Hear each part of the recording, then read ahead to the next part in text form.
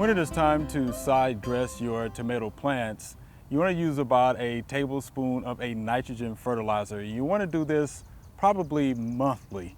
The best thing to do is to get about a tablespoon or so of a nitrogen fertilizer.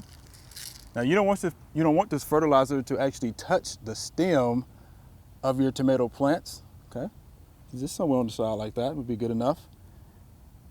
And nitrogen is actually needed to make the plant grow and to make it green. As you can see here, it's already turning a faint green color. So again, this nitrogen is going to help it to turn a more darker green color.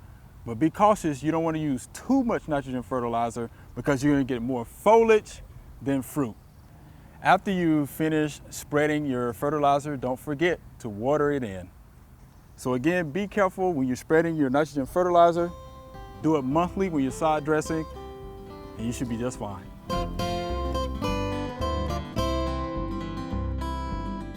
Thanks for watching. We have other quick tips. Just subscribe below.